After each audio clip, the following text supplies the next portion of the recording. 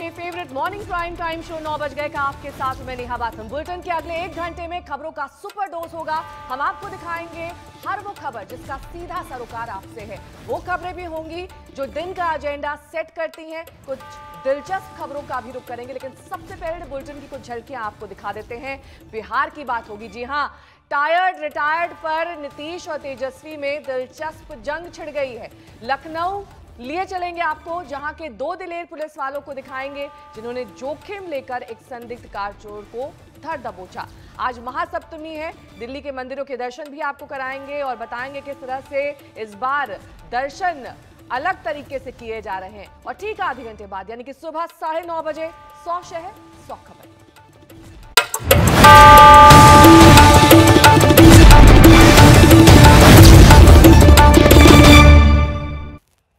और बुलेटिन में सबसे पहले बात बिहार की होगी, क्योंकि बिहार में इस वक्त चुनावी बिगुल बज चुका है। आज रैलियों का शुक्रवार है। 3 बड़े राष्ट्रीय नेता आज बिहार में चुनाव प्रचार के लिए पहुंचने वाले हैं।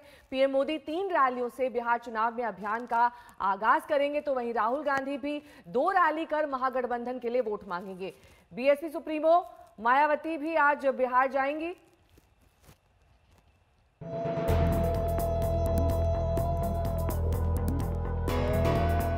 महाषष्ठी पर पश्चिम बंगाल के दुर्गा पंडालों का वर्चुअल उद्घाटन करने के बाद अब बारी है मिशन बिहार की। बिहार विधानसभा चुनाव में आज पीएम मोदी के धुआंधार प्रचार अभियान का शंखनाद हो रहा है।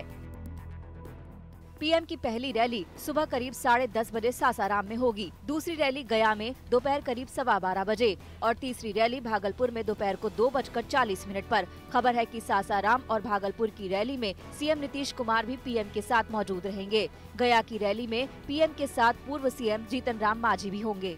बिहार के प्रचार में एंट्री से पहले पीएम मोदी ने ट्वीट कर कहा, कल बिहार के अपने भाइयों और बहनों के बीच रहने का अवसर मिलेगा।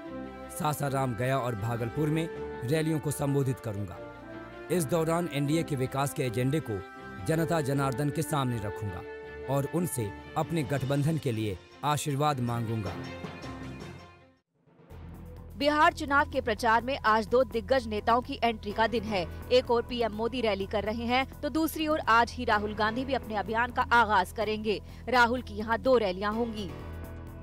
राहुल सुबह करीब 11:15 बजे नवादा में हिसुआ के इंटर कॉलेज ग्राउंड में रैली करेंगे। दोपहर 2:15 बजे वो भागलपुर जिले के केहल गांव के एसएसवी ग्राउंड में सभा को संबोधित करेंगे। हिसुआ की रैली में तेजस्वी यादव भी राहुल के साथ होंगे। एक तरफ मोदी, दूसरी तरफ राहुल, यानी आज का दिन बिहार में चुनावी गहमागहमी का दिन है। ब्यूरो रिपोर्ट, आज तक। तो बिहार में घर घर में पीएम मोदी का भाषण पहुंचाने के लिए बीजेपी ने हाईटेक प्लान तैयार किया है। दरअसल मोदी एक जगह बोलेंगे और 15 विधानसभा क्षेत्र के 100 जगहों पर एलईडी के जरिए वर्चुअल रैली की जाएगी। पूरा कार्यक्रम इस तरीके से तैयार किया गया है कि सिर्फ 12 रैली से मोदी बिहार की सभी विधानसभा क्षेत्र को संबोधित कर सकेंगे। बिहार के जीवन में, बिहार के विकास में, बिहार का भाग्य बदलने के लिए एक आधुनिक, ताकतवर नया बिहार बनाने का निर्णय कर लिया है। 5 साल में बिहार की सियासत में काफी कुछ बदल चुका है। तब बिहार में मुकाबला नीतीश से था, लेकिन अब नीतीश मोदी के साथ है। बिहार में चुनाव कोरोना के साए में हो रहा है। सोशल डिस्टेंसिंग समेत तमाम प्रोटोकॉल्स लागू हो रहे हैं। लिहाजा बीजेपी ने बिहार के जन जन तक मोदी का संदेश पहुंचाने के लिए हाईटेक इंतजाम किया है। मोदी की रैलियों के लिए एक प्लान बनाया है कि एक रैली से करीब 20 विधानसभा क्षेत्र कवर किए जाएं। हालांकि मोदी के साथ मंच पर ज्यादा से ज्यादा 5 उम्मीदवार ही रहेंगे। बाकी के 15 उम्मीदवार अपने अपने क्षेत्र में एलईडी स्क्रीन पर जनता के साथ मोदी का भाषण सुनेंगे। बड़ी बात यह है कि पीएम मोदी का भाषण सिर्फ बीजेपी के उम्मीदवार ही नहीं सुनेंगे, बल्कि जेडीयू उम्मीदवार भी सुनेंगे। मानता हूं वहां की जनता प्रधानमंत्री नरेंद्र मोदी जी को भरोसा करता है। आज की एनडीए की मौजूदा नेतृत्व को भरोसा करता है। मुख्यमंत्री नीतीश कुमार जी की, उप मुख्यमंत्री सुशील मोदी की नेतृत्व को भरोसा करता है। मोदी की रैली को हर विधानसभा सीट पर 100 चुनी हुई जगहों पर लाइव दिखाने का इंतजाम किया है। इन 100 जगहों को वर्चुअल रैली स्थल में बदल दिया जाएगा। सोशल डिस्टेंसिंग का ख्याल रखते हुए एक जगह पर 1000 लोगों को आने की अनुमति है। इस तरह पार्टी हर विधानसभा सीट के 1 लाख लोगों को वर्चुअल रैली में शामिल करेगी। बीजेपी आईटी सेल ने पीएम मोदी के रैली के भाषण को लगभग 500 डिजिटल प्लेटफॉर्म्स पर लाइव कराने की व्यवस्था की है, जिससे 2 करोड़ लोग देश भर में पीएम मोदी के बिहार चुनाव के भाषण का सीधा प्रसारण देख और सुन सकेंगे। सारी जो प्रॉब्लम्स है उसके मद्देनजर इस प्रकार का प्लानिंग हम लोगों ने किया है कि प्रधानमंत्री जी की कोई भी सभा इससे पहले जो रिकॉर्ड तोड़ने वाली सारी सभाएं इस बिहार में हुई है उससे कम संख्या, ये किसी भी सभा में नहीं होगी, लेकिन वो डिस्ट्रीब्यूटेड होगी, अलग अलग जगह पर होगी और ज्यादा से ज्यादा लोगों तक टेक्नोलॉजी के माध्यम से, तकनीक के माध्यम से हम लोग पहुंचने का प्रयास करेंगे। मेरा विश्वास है कि बहुत बड़े पैमाने पर इन सभाओं को सफलता भी मिलेगी। आज चुनावी रैली करने के बाद पीएम मोदी दोबारा 28 अक्टूबर को बिहार आएंगे। 28 तारीख को पीएम मोदी दरभंगा, मुजफ्फरपुर और पटना में भी रैली करेंगे। इसके बाद 1 नवंबर को छपरा, पूर्वी चंपारण, समस्तीपुर जिले में पीएम की रैली होगी। 2 दिन बाद यानी 3 नवंबर को पीएम पश्चिमी चंपारण, सहरसा और फारबिसगंज जिले में चुनावी रैली करेंगे। 2015 के मुकाबले इस बार बीजेपी ने बड़ी तैयारी की है और लगभग 10,000 आईटी प्रोफेशनल्स को चुनाव के काम में लगाया है। वहीं चुनावी ब्लॉक, बूथ और शक्ति केंद्र यानी 5 पोलिंग बूथ के क्लस्टर पर मतदाताओं तक पहुंचने का इंतजाम किया गया है। यानी बिहार में हर हर मोदी, घर घर मोदी की पूरी हाईटेक तैयारी है। दिल्ली से हिमांशु मिश्रा के साथ आज तक ब्यूरो। बिहार चुनाव में नीतीश कुमार और लालू परिवार के बीच जंग और तीखी हो गई है। जी हां, गठबंधन टूटने के बाद तेजस्वी और तेज प्रताप जहां नीतीश पर लगातार हमले कर रहे हैं, वहीं अब चुनाव प्रचार में नीतीश बिना नाम लिए दोनों को जवाब भी दे रहे हैं। पहले मुख्यमंत्री बने उस समुदाय के जिसके बारे में बड़ा भारी दावा करते हैं अपनी तरफ से, पहले मुख्यमंत्री बने दरोगा प्रसाद राय जी, उनके पोती के साथ क्या हुआ हम ये पूछना चाहते हैं। और आपके बीच में आकर के लोग वोट मांगना चाहता है। आप लोगों को समझ लेना चाहिए। और हम लोगों ने कभी भी किसी की उपेक्षा नहीं की है, एकजुट होकर के सबकी सेवा की है। कुछ लोग समाज को तोड़ना चाहते हैं, बांटना चाहते हैं। हम थक गए हैं। कहाँ रहते थे जी, कहाँ भागे रहते थे यहाँ से? जरा बताओ, दिल्ली में किसके यहाँ रहते थे? जरा बताओ, बताना ना चाहिए। कहीं किसी को मालूम है कि कहां रहता था, क्या करता था? अब हम लोगों को क्या कहना है? अरे अपने पिता और माता की जगह पर आने की कोशिश कोई कर रहा है, अरे क्या ये करेंगे? और कल मौका मिला, क्या किया? क्या चीज का ज्ञान है, किस चीज का अनुभव है? नीतीश कुमार के साथ रैली करने पहुंचे केंद्रीय मंत्री रविशंकर प्रसाद ने तेजस्वी पर तीखा आक्षेप किया। उधर तेजस्वी का भी नीतीश पर निशाना लगातार जारी है। पटना में हम आरजेडी के कार्यालय से गुजर रहे थे तो बड़ी बड़ी फोटो है, खाली एक भाई की, दूसरे भाई की भी नहीं है। चलिए साहब, उस पर हमको कुछ नहीं कहना है, लेकिन माता जी और पिताजी की भी फोटो नहीं है। 7.5 साल पिताजी मुख्यमंत्री, 7.5 साल माताजी मुख्यमंत्री। अरे भाई नेताजी आरजेडी के, आपको अपने माता पिता से इतनी शर्म है कि अपने पार्टी के दफ्तर में उनकी फोटो नहीं लगाते हैं? वो भी जानते हैं उनकी बात निकलेगी तो अपहरण, चोरी, छीनाजोरी, मोटरसाइकिल की छिनाई। हसनपुर में शाम में 6 बजे के बाद कोई निकल नहीं सकता। 15 साल से बिहार के मुख्यमंत्री नीतीश कुमार हैं। 15 साल से डबल इंजन की सरकार है। ना तो बिहार को विशेष राज्य का दर्जा मिला, ना तो विशेष पैकेज मिला, ना गरीबी दूर कर पाए, ना रोजगार दे पाए, ना गरीबी मिटा पाए, ना भूखमरी मिटा पाए, ना पलायन रोक पाए, ना एक भी कारखाना लगा पाए। और अब बिहार चुनाव से जुड़ी एक और बड़ी खबर का रुख करेंगे। बिहार चुनाव में राहुल गांधी की एंट्री से पहले कांग्रेस को बड़ा झटका लगा है। दरअसल पार्टी के बिहार मुख्यालय पर आयकर विभाग ने छापेमारी की है। एक कार से करीब 8.5 लाख रुपए कैश बरामद किया गया है। कैश बरामदी को लेकर इनकम टैक्स विभाग ने कांग्रेस के 2 बड़े नेताओं शक्ति सिंह गोहिल और रणदीप सुरजेवाला से पूछताछ की थी।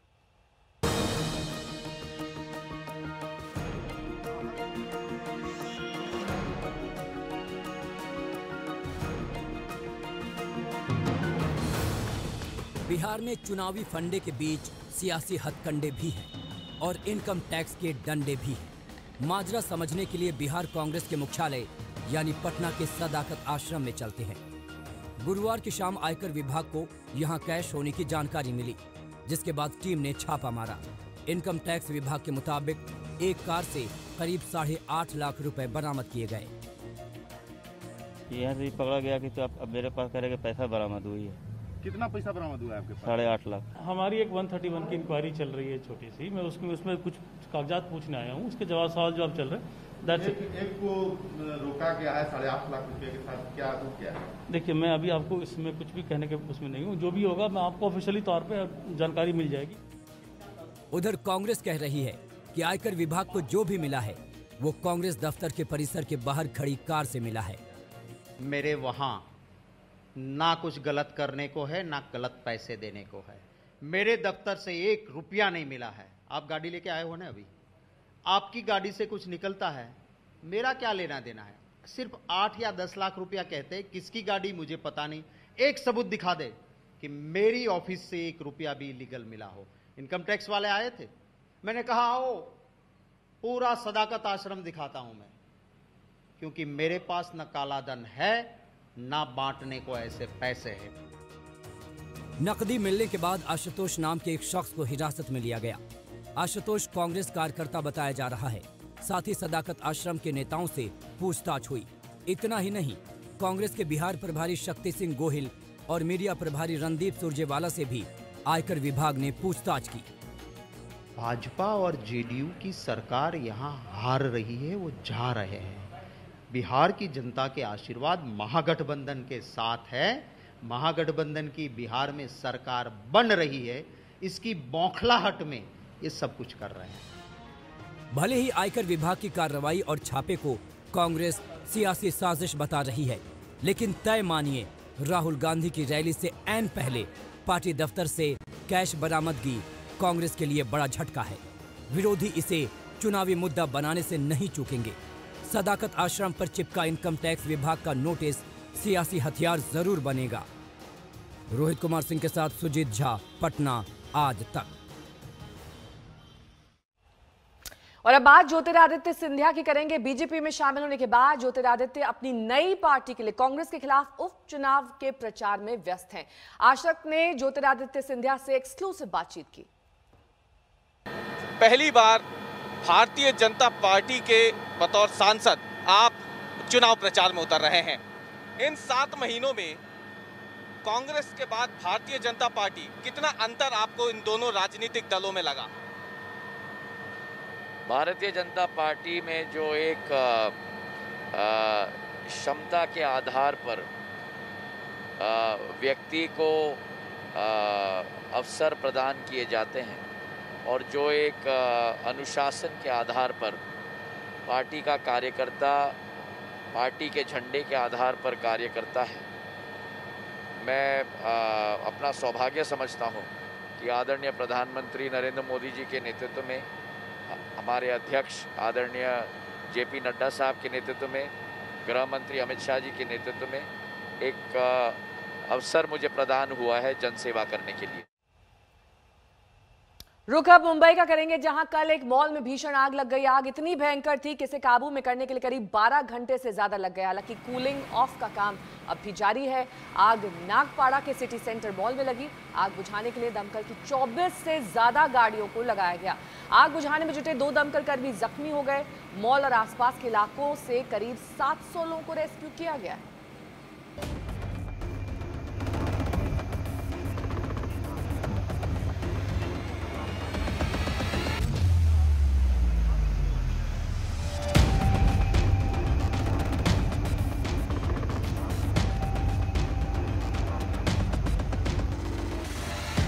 आग की ऊंची ऊंची उठती लपटें, धुएं का गुबार। रेस्क्यू ऑपरेशन की कोशिश और आग बुझाते दमकल कर्मचारी।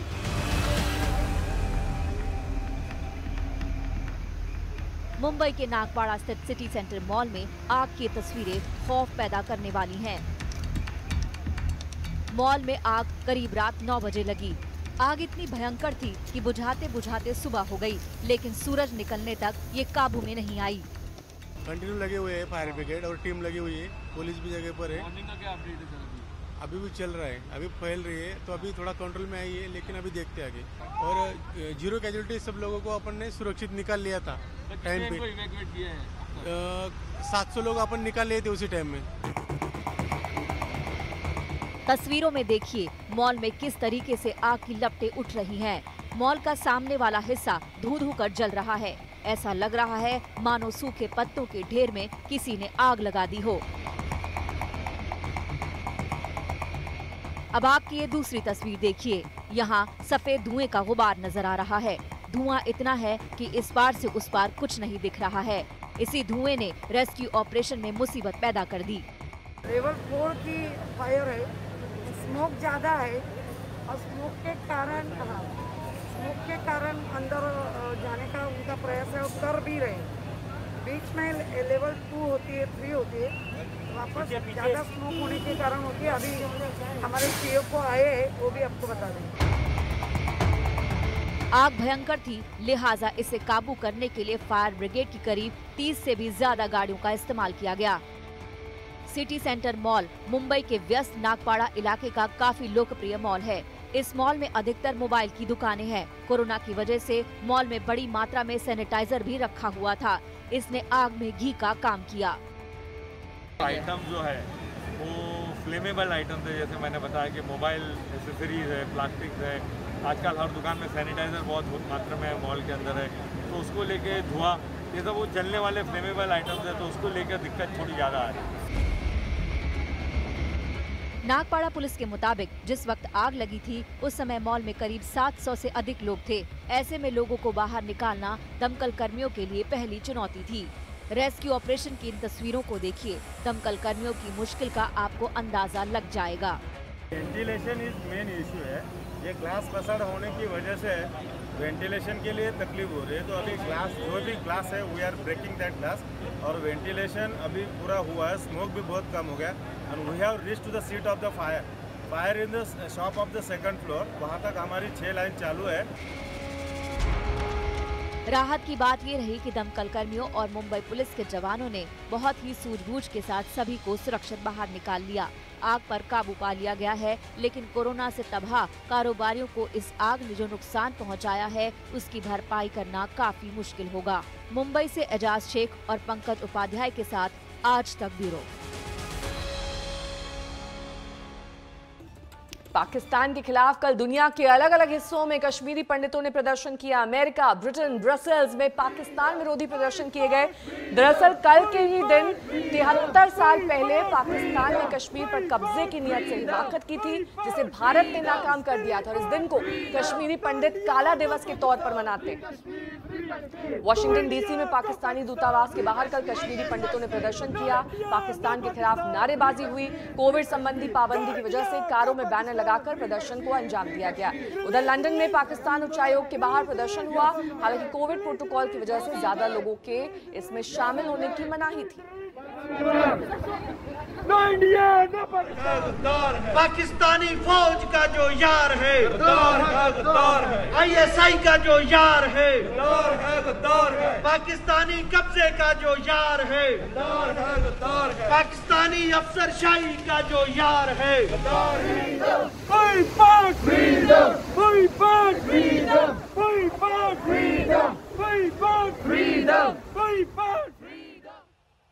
भारत की नारी शक्ति की अब बात करेंगे। भारतीय नेवी की 3 महिला पायलट्स को ऑपरेशनल मिशंस के लिए हरी झंडी मिल गई है। जी हां, लेफ्टिनेंट दिव्या शर्मा, लेफ्टिनेंट शुभांगी स्वरूप और लेफ्टिनेंट शिवांगी नेवी की पहली महिला पायलट्स हैं जिन्होंने ये कामयाबी हासिल की है। कल केरल के कोच्चि में दक्षिणी नौसेना अड्डे पर तीनों महिला पायलट्स को डॉर्नियर ऑपरेशनल फ्लाइंग ट्रेनिंग का सर्टिफिकेट दिया गया। ऑपरेशनल मिशंस के लिए तैयार होने वाली तीनों पायलट्स में से एक लेफ्टिनेंट शिवांगी 2 दिसंबर 2019 को पहली महिला नेवी पायलट बनी थी।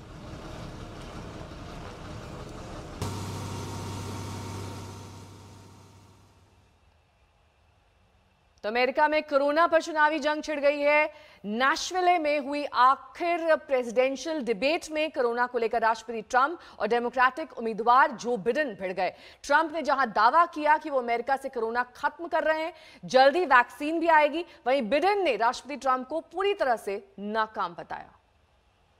We have a vaccine that's coming. It's ready. It's going to be announced within weeks, and it's going to be delivered. We have Operation Warp Speed, which is the military is going to distribute the vaccine.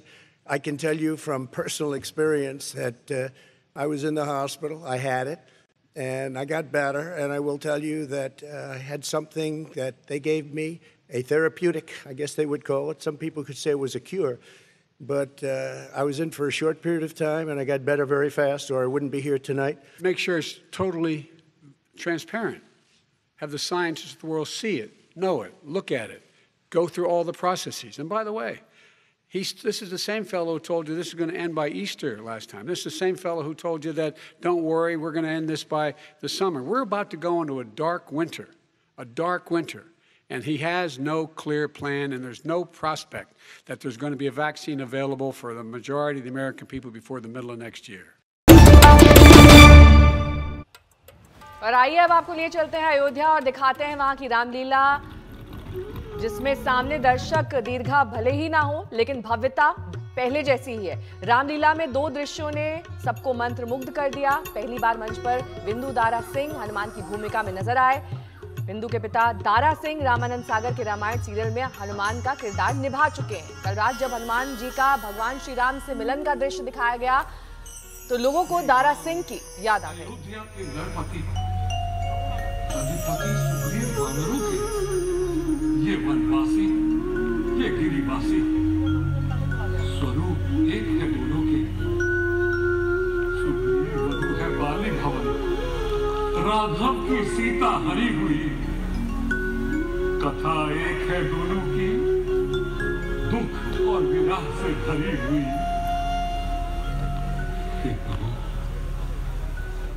अब मैं अग्नि को साक्षी देकर। और अब आपको दिखाते हैं नाइजीरिया के लागोस की एक हैरान करने वाली तस्वीर। ये तस्वीर लागोस के सुपरमार्केट में जलते मॉल में लूटपाट की है। ड्रोन से ली गई इस तस्वीर को गौर से देखिए। मॉल में धुआं उठ रहा है और लोग सामान लूटकर भागते हुए दिखाई दे रहे हैं। चश्मदीदों के मुताबिक लुटेरे ग्रुप में आए थे, मॉल से खाने का सामान और इलेक्ट्रॉनिक आइटम्स लेकर वहां से भाग गए। नाइजीरिया में 3 दिन पहले सुरक्षा बल की गोली से एक नागरिक की मौत के बाद वहां पर बवाल मचा हुआ है। 9 बज गए में अभी के लिए बस इतना ही, लेकिन देश और दुनिया की तमाम खबरों के लिए आप देखते रहिए आज तक। नमस्कार, मैं हूं अंजना ओम कश्यप। हमें उम्मीद है ये वीडियो आपको पसंद आया होगा। लेटेस्ट खबरों के लिए यूं ही देखते रहिए आज तक, और इस वीडियो के पसंद आने पर लाइक, शेयर एंड सब्सक्राइब करना